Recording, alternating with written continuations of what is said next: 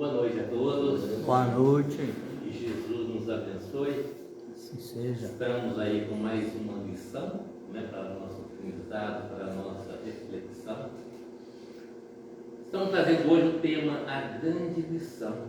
Nós vamos falar de espíritos crísticos, tá?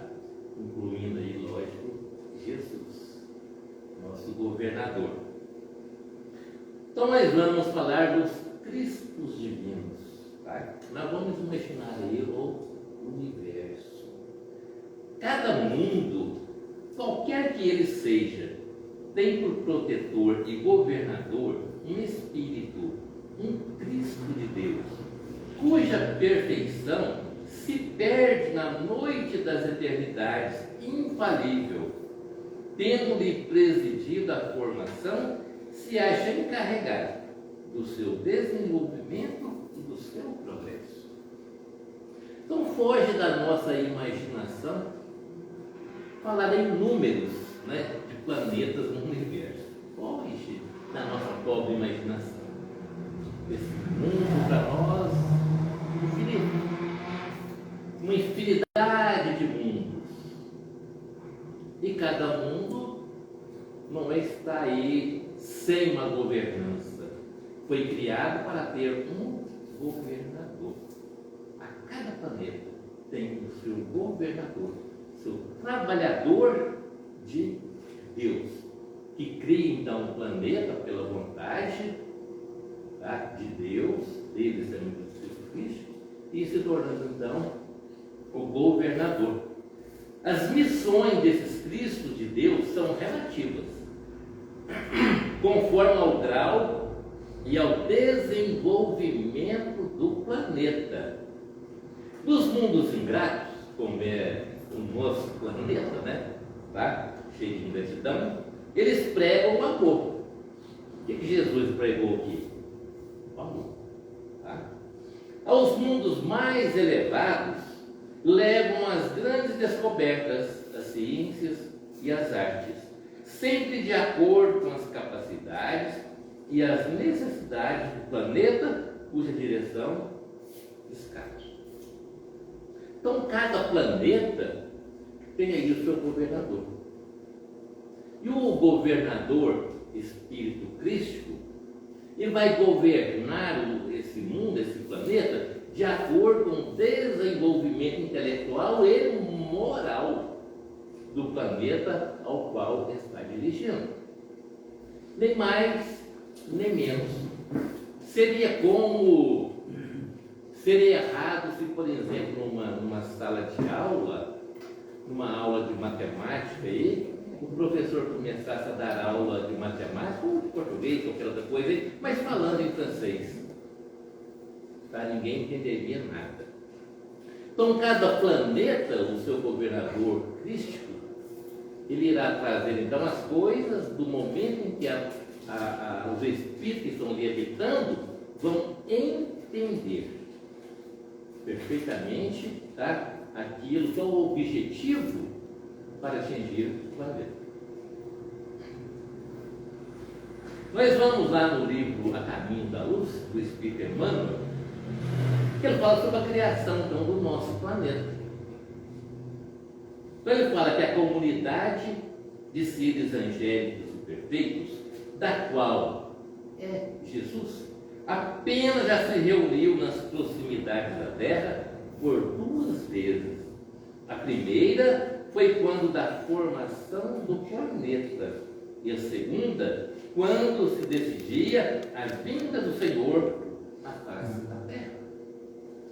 Então nos fala aí o Espírito Emmanuel, que a comunidade de Espíritos Cristos se reuniu perto da Terra. Vamos dizer, a primeira reunião nem terra tinha. Se reuniram numa assembleia entre eles, para então decidir a criação do planeta. Esse planeta é o nosso planeta Terra, do qual então Jesus é o governador. Naquele momento da reunião entre eles foi decidido então que seria o nosso governador desse planeta que eles iriam criar. Então veja bem que Jesus é nosso governador desde a a criação do nosso planeta. Ele acompanhou, ele participou da criação do nosso planeta. Nós vamos lá no Evangelho de Lucas, onde ele fala o anúncio do nascimento de Jesus. Sabe o que foi anunciado? Foi, né? Então o anjo Gabriel foi enviado por Deus a uma cidade da Galiléia chamada Nazaré, a uma virgem prometida em casamento a um homem chamado José, da casa de Davi, da terra de Davi, do rei Davi. O nome da virgem era Maria. Dirigindo-se a ela, disse: Alegra-te, agraciada, o Senhor está contigo.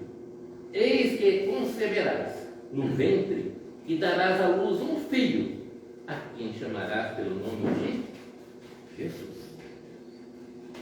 Então ela, naquela visão daquele espírito materializado ali para ela, dando este aviso, ela ficou até certo ponto espantada, né?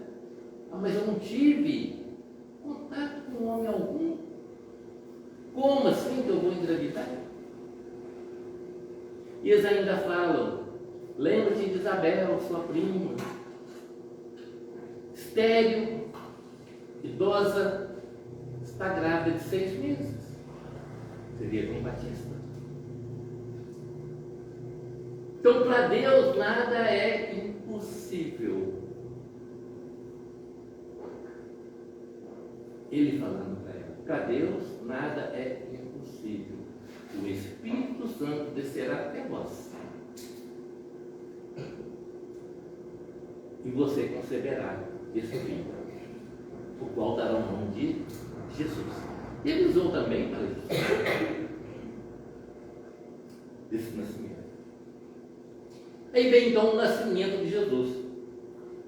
Jesus também subiu de Nazaré, na Galiléia, da cidade de Davi, que se chama Belém, na Judéia, por ser da pátria de Davi, a fim de registrar-se com Maria, sua esposa, que estava grávida. Porque ele diz que José também subiu de Nazaré, na Galiléia da Davi. Também. Porque estava havendo ali uma transição de pessoas muito grande. Porque o imperador César Augusto, então, determinou que deveria ser feito um censo, né?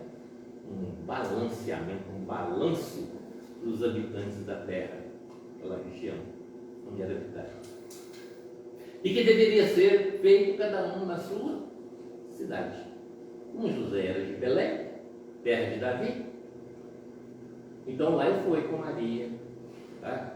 Para Belém. Por isso que fala: José também subiu de Nazaré. Como todos estavam, ele também foi. Enquanto estavam lá, completaram-se os dias para o parto, e ela deu à luz seu filho primogênito, enfaixou-o, deitou na manjedoura, porque não havia lugar para eles na sala de hóspedes.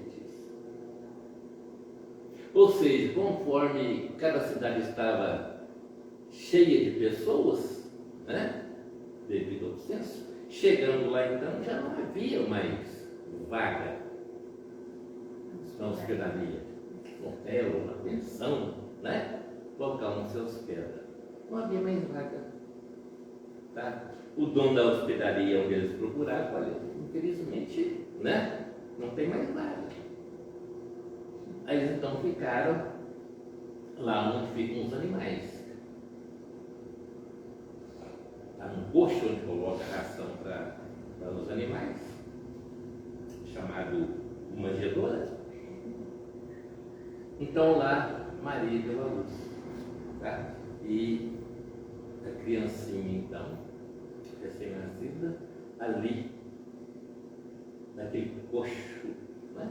A manjedoura, demonstrando já desde o seu nascimento essa grande lição da humildade para a humanidade. Mas vamos lá.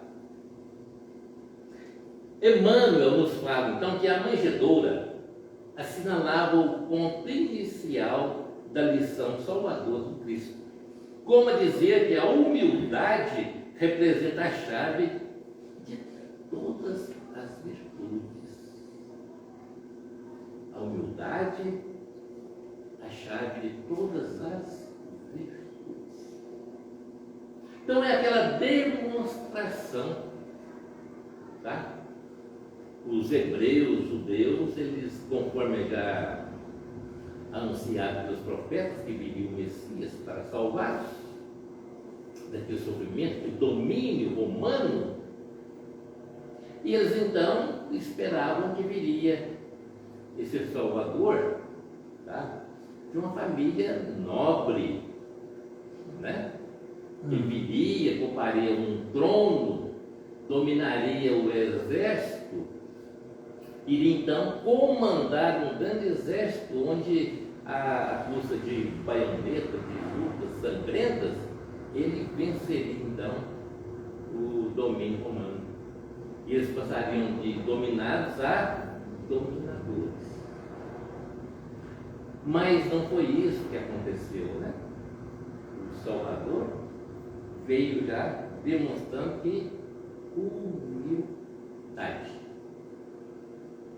Que nós gravemos sempre em nossa mente, em nossos corações, essa grande lição inicial, para trabalharmos aí nossa simplicidade, nossa humildade. Allan Kardec, no livro Gênesis, também nos fala sobre a superioridade da natureza de Jesus. Onde Kardec fala que a superioridade de Jesus sobre os homens não era relativa às qualidades particulares de seu corpo, mas às de seu espírito, que dominava a matéria de maneira absoluta, e ao seu perispírito alimentado pela parte mais quintessenciada dos fluidos terrestres. O que é quintessenciada? Mais puro. A parte mais pura do fluido cósmico universal. Foi formado então o perispírito de Jesus. E o perispírito resplandece em Jesus, devido a essa grande quantidade de fluidos puros do qual foi formado, resplandecendo luz, energias puríssimas. Kardec ainda fala que sua alma não devia estar ligada ao corpo, senão por laços estritamente indispensáveis. Onde provocava ali a vista dupla, tá? Jesus se apresentava em vários lugares ao mesmo tempo. Nós temos um caso aqui de um grande espírito reencarnado aqui perto de nós, Eudício Barçanufo, né? E vocês certamente já leram a história de Eudício Barçanufo, tá? Dele então aparecer em outros lugares, corpo físico aqui, e ele ir em outros lugares e executar tarefas do bem. Partos, tantas outras coisas mais, tá? Sim, verídico. Imagina Jesus. Imagina esse mestre divino, Espírito puríssimo. Por isso andava sobre a água, apresentou os discípulos, né? No mar, andando sobre a água. Então ele tinha esse poder de leveza, de até flutuar. A qualidade de tais fluidos lhe dava um imenso poder magnético, secundado pelo desejo incessante de fazer o bem. É onde surgiu as curas, onde as pessoas enfermas, com aquele desejo de serem curadas, procuravam Jesus. E aquele desejo atraía aquele magnetismo curador do Mestre Divino, levando então a sua cura.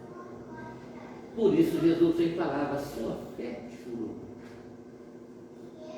Sempre que as pessoas aproximavam e eram curadas devido a esse grande magnetismo curador, ele dizia: sua fé te curou. Você teve o desejo de receber esse fluido curador e recebeu. Vai, não peques mais. Era a recomendação dele. Aí muitos que eram curados, com o passar do tempo, pecavam de novo, adoeciam de novo. Então são essas grandes lições que nós devemos gravar por nós.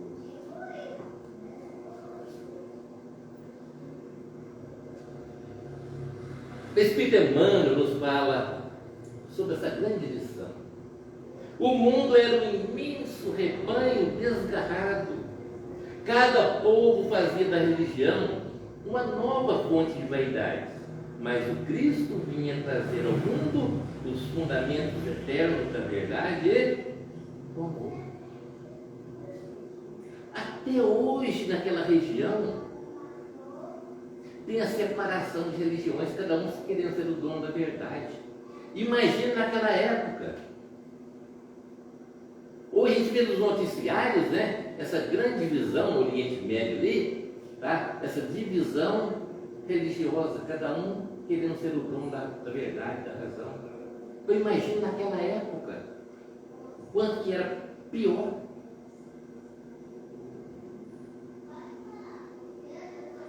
Escolheu os ambientes mais pobres e mais desataviados. O que é desataviados? Sem enfeites, sem cadeiras de ouro, sem ornamentação,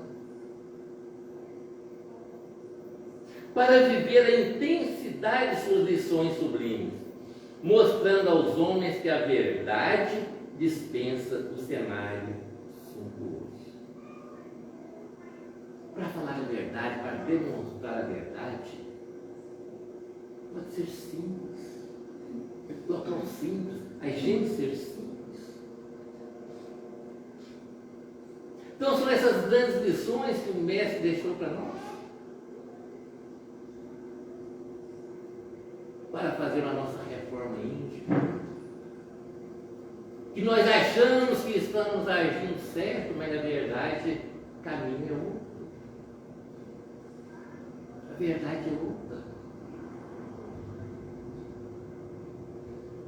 Combateu pacificamente todas as violências oficiais do judaísmo, renovando a lei antiga. Qual é a lei antiga? A lei de Moisés, tá?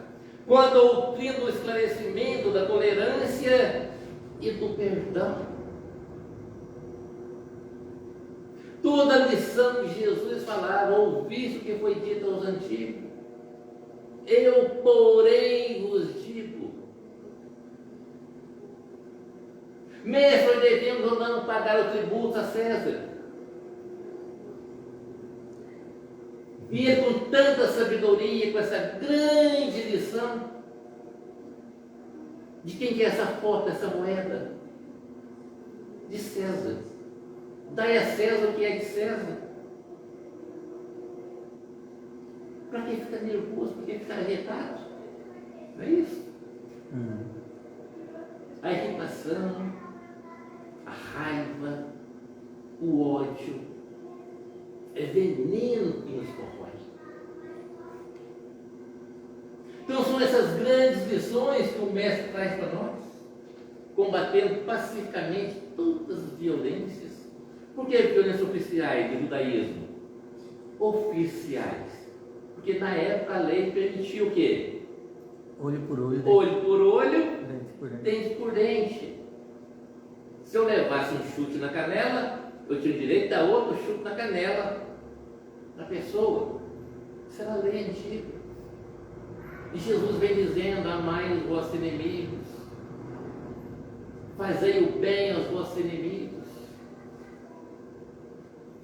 Essas grandes lições para nós.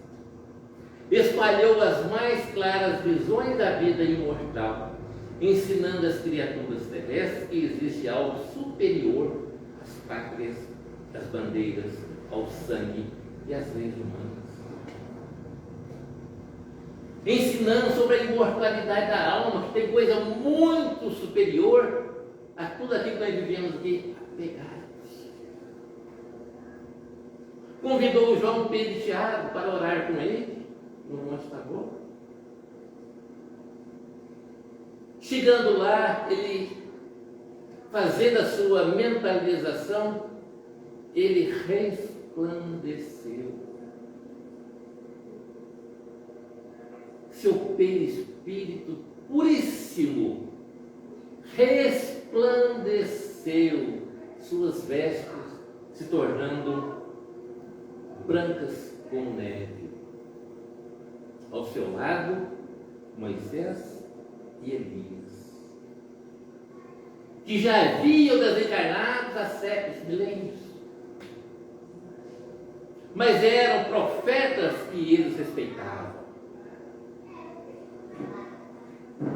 Quando Jesus disse que o maior mandamento, amar a Deus sobre todas as coisas e ao próximo como a ti mesmo, eis aí toda a lei e os profetas. Não foi isso que ele falou? Sim. Eis aí toda a lei e os profetas. Nessa transfiguração apareceu Moisés representando toda a lei, apresentando Elias representando os profetas. Que lindo, né? Essa transfiguração. Os 3 discípulos, assustados com aquilo, ofereceram para fazer uma tenda para cada um. E eles ouviram então uma voz do alto, dizendo para eles: este é o meu filho muito amado, escutai-o, somente boas coisas temos falado.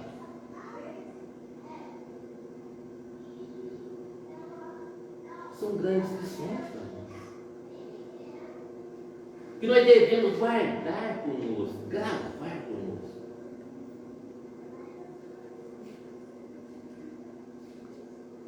De suas lições inesquecíveis decorrem consequências para todos os departamentos da existência planetária, no sentido de renovarem os institutos sociais e políticos da humanidade, com a transformação moral dos homens, da humanidade. É o que está faltando em todos os departamentos sociais do nosso planeta. A palavra divina, o Evangelho de Jesus, que deve ser aplicado em todos os departamentos sociais. Políticos, né? Coloca ali. Sociais e políticos. Sociais e políticos.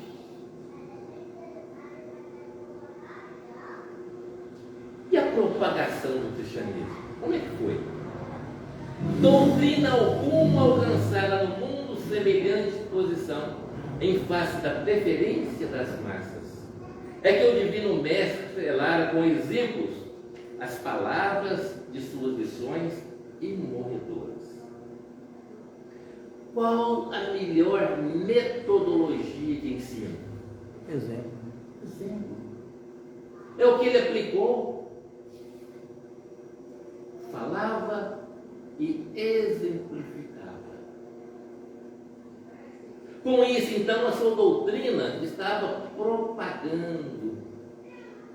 Quem lê as obras de Emmanuel, do cristianismo primitivo, Paulo Estevam,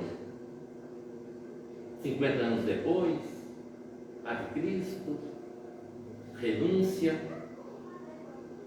está ali Emmanuel fala do cristianismo primitivo, dessa evolução, dessa propagação do cristianismo. Porque eles morriam na arena do Coliseu de Roma, devorados por leões famintos, tigres famintos. E eles morriam sorrindo, cantando louvores a Deus. E aquilo então, quem não era cristão ficava admirado de ver a atitude do verdadeiro cristão, que não reclama de nada, que suporta o sofrimento com resignação, com fé, com humildade, com amor, com simplicidade. Assim exemplificava aqueles cristãos, os verdadeiros cristãos.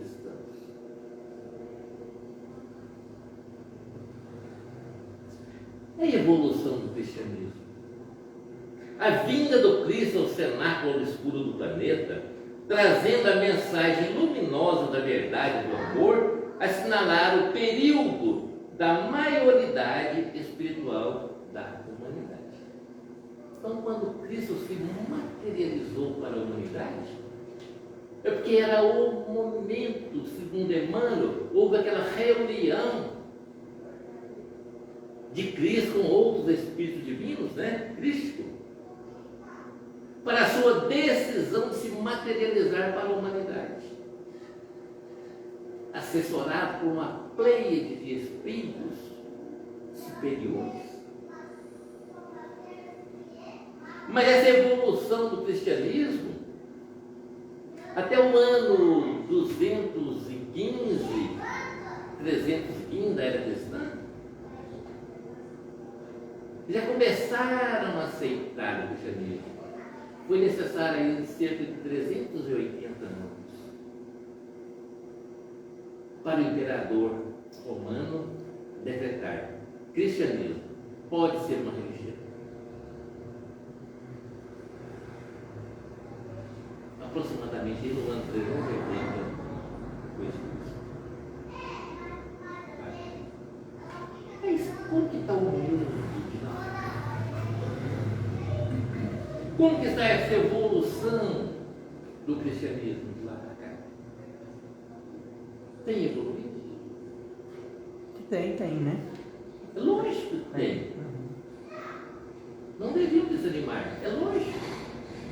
Jesus não ia lançar uma semente para apodrecer, não. Para não dar nada, não.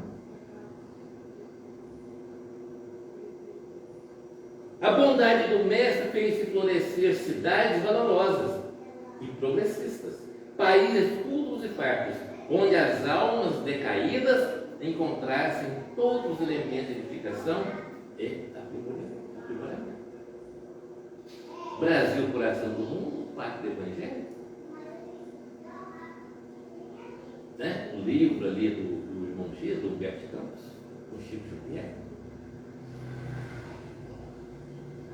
Então veja bem que o cristianismo evoluiu sim. Evoluiu sim no nosso planeta. E é por isso que está havendo essa transição planetária, e está na época dessa transição planetária. Evangelho futuro, como vai ser? Emmanuel nos fala: muitas vezes o palco das civilizações foi modificado, sofrendo profundas renovações nos seus cenários, mas os atores são os mesmos, caminhando nas lutas purificadoras. Nós encarnamos, falamos do Cristo, mas nós não estamos assimilando os ensinamentos de Jesus, a grande lição. Retornamos para outra encarnação, no corpo, lógico. E assim vai passando. Nascer, morrer, renascer ainda, progredir-se. Nos fala aí Allan Kardec. Mas e o futuro? E o futuro do Evangelho de Jesus? Será que é esse o roteiro seguro para a humanidade? Tem que ser. Porque é a verdade. Está faltando a maioria da população a conscientização e o esforço, né, para a transformação. A realidade é que a civilização não chegou a se cristianizar, mas é chegado o tempo de um reajustamento de todos os valores humanos. As forças do mal serão compelidas a abandonar as suas derradeiras posições de domínio nos ambientes. Esse livro foi escrito em 1938. Então veja bem, está aí, né? Funilando aí a transição planetária. Está fazendo se cumprir aqui, ó, a parábola do joio e do trigo. O que Jesus dissera com a parábola do joio e do trigo? Quando for a época da colheita, ia pedir aos ceifeiros, né, para colher o trigo, representa o bem, deixar o seu celeiro. Arrancar o joio, que não dá produto nenhum, representa o mal, juntar enfeite e atear fogo. Não foi isso que Jesus falou? Sim, sim. Onde haverá choros e ranger de dentes. Aqui, se tiver as oportunidades não resolveram modificar para o bem, serão transferidas para outros mundos e para outras expressões.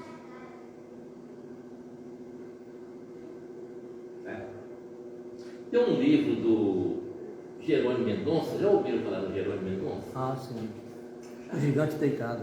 Gigante Deitado, que tu estava aqui, né? Lindo demais, né? Ah, forte. Exemplo de um cristão aqui, tá? 30 anos passando dores horríveis no peito ou no corpo. 30 anos deitado, cego, tirou as órbitas do doença dele, tá? Isso não mexia com nada. Irmãos, 30 anos.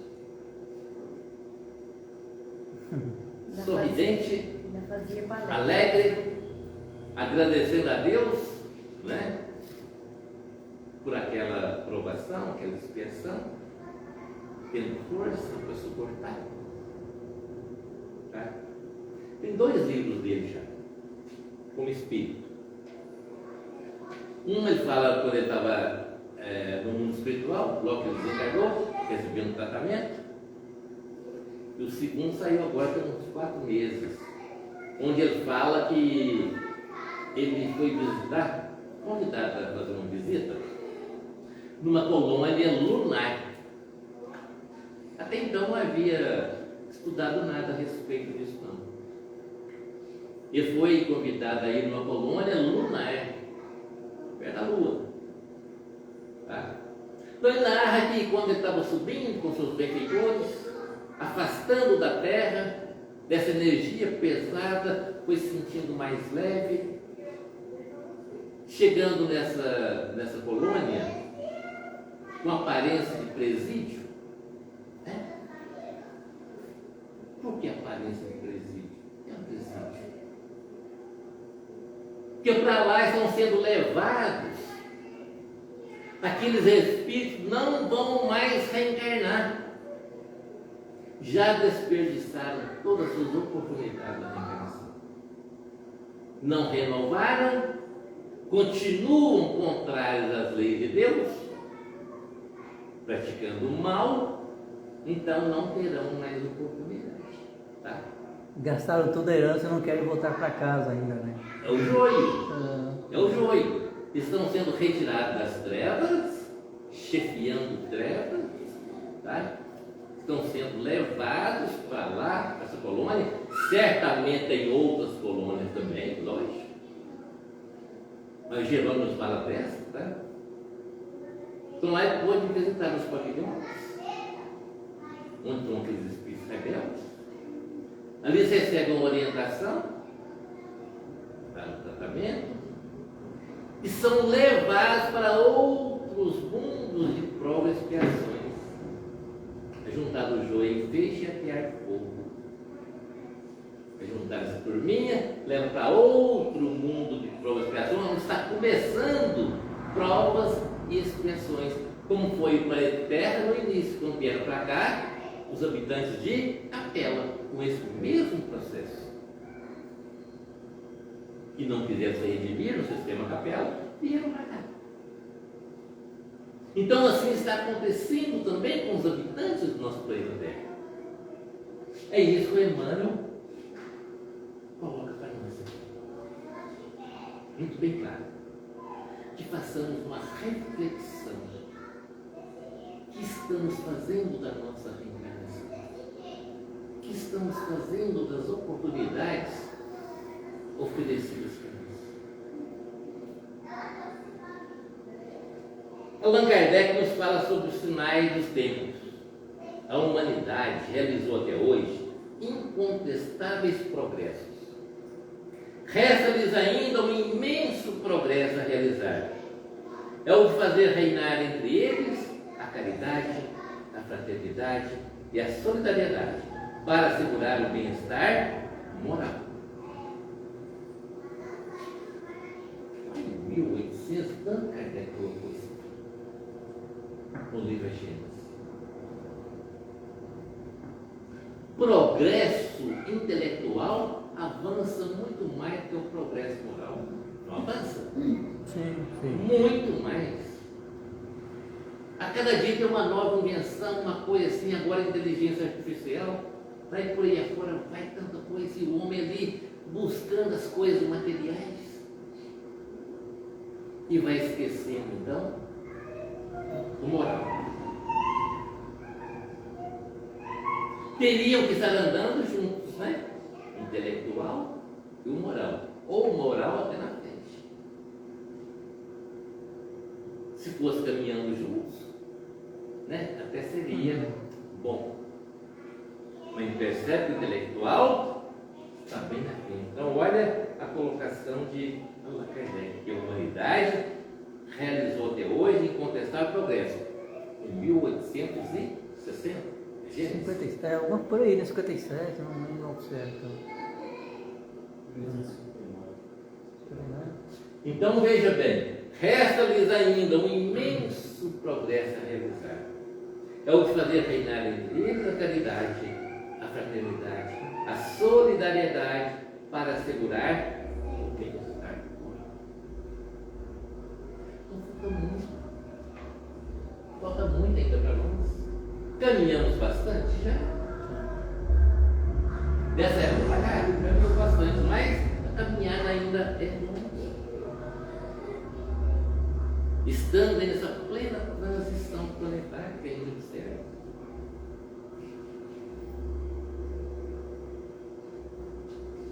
Essa perguntinha que todos nós sabemos, né? Qual o tipo mais perfeito que Deus tem oferecido ao ser humano para lhe servir de guia e modelo? Jesus. É a menor resposta do livro dos Espíritos. Tá? Menor resposta. Guia e modelo.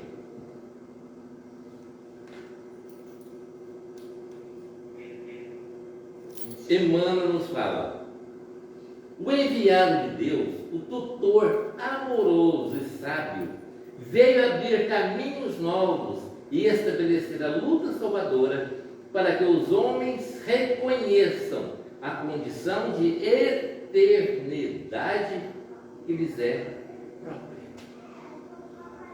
A maioria da humanidade vive hoje como se morreu, acabou. Né? Nós vivíamos como morreu, acabou. Ainda muito ligado ao materialismo. Imediatismo, né? Nós estamos ainda muito ligados, até mesmo nós que estamos espiritismo. Demonstrando a nossa inferioridade. Sabe que a nossa principal pátria é a pátria espiritual. O que estamos fazendo dos bens celestes a nós confiados? Tudo pertence a Deus. O que estamos fazendo dos bens celestes a nós confiados? Isso aí inclui o nosso corpo físico. Inclui o nosso corpo físico. estão realizando em benefício do meu próximo? O quê? Entra ano, começa ano, termina ano. Estamos aí no final desse 2024. Como sempre, muitos fazendo as promessas. A partir de primeiro, eu vou largar disso, né? Tal, eu vou largar aquilo. Elabora aí os vícios, não é isso? E fala, promete aí para ele mesmo que a partir de primeiro eu não vou fumar mais, a partir de primeiro eu não vou beber mais, a partir de primeiro eu não vou fazer isso, não vou fazer aquilo. Começa o dia primeiro, recomeça tudo de novo. E ali vai passando anos, reencarnações desperdiçadas.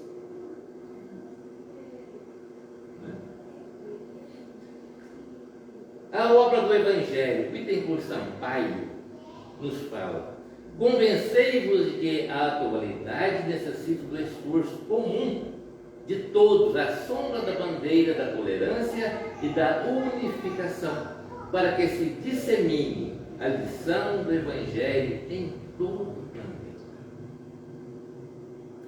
Então, todo aquele que se diz cristão tem esse comprometimento com Jesus, de disseminar o Evangelho de Jesus. Com grande proveito, se for bom exemplo.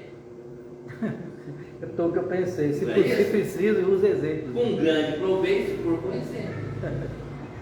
Se eu for falar para uma pessoa que não deve perdoar, eu tenho que perdoar. Ah, não fica de mal com ele não briga com ele não, perdoa.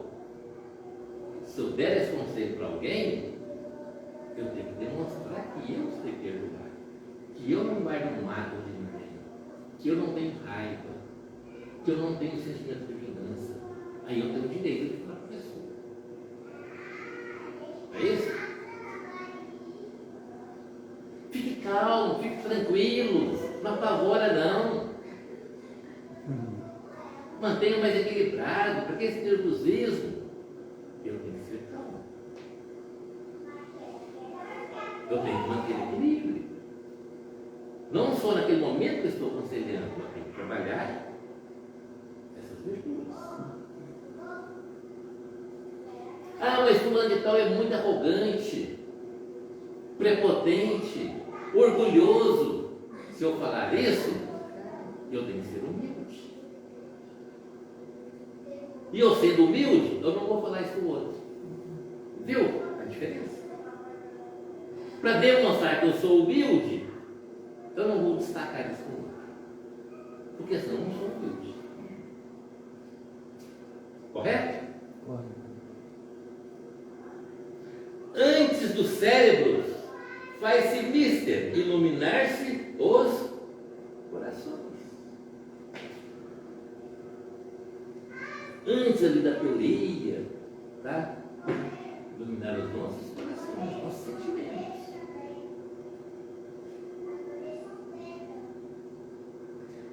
Espírito Vinícius nos fala também sobre a cristianização do mundo.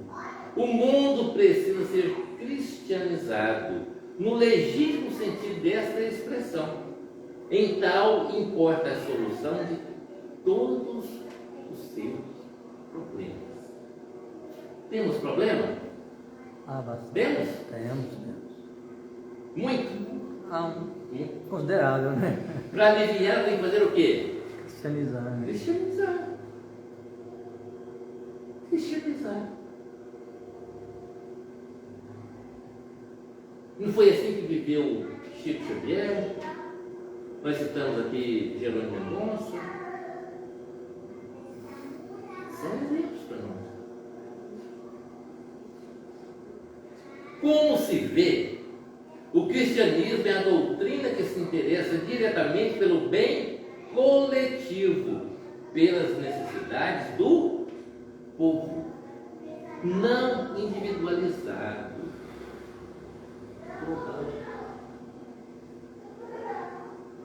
O costumo falar uma frase aí que o Ju já sabe, né, Ju? Seguir com Jesus no peito é fácil. O difícil é ter peito para seguir Jesus. É o que nós devemos ter. Peito para seguir Jesus. Coragem. Verdade. Confiança. E a gente encerra com essa mensagem lindíssima do Espírito Emmanuel. Sem Jesus comandando o nosso mundo interior, erraremos na terra, no corpo ou fora dele, ao sabor das circunstâncias e das influências alheias à nossa vontade, à maneira de folhas ressequidas ao vento. Pense nisso. Sem Jesus em nós, o que é cristianismo? Cristianismo é Cristo em nós. Então, sem Cristo em nossos corações, nós vamos viver o quê? Como folhas secas ao vento. Linda essa colocação do Espírito Emmanuel. Grande reflexão. São as grandes lições, né, de Jesus, grandes lições desses espíritos superiores que traz para nós, que possamos a cada dia fazer a nossa reflexão para a nossa melhoria. Que Jesus nos ampare, nos abençoe e nos fortaleça aí com essas lições, com essas grandes lições aí, que possamos aprender, esforçar, né? Não ficar somente na teoria, mas esforçar para a nossa melhoria. Eu desejo a todos vocês um feliz Natal e um próspero ano novo aí, que 2025 seja de muita paz, que nós tenhamos muita força para vencer as nossas mais inclinações. Muito obrigado a todos vocês. Que assim seja. Gratidão, irmão. Encerra.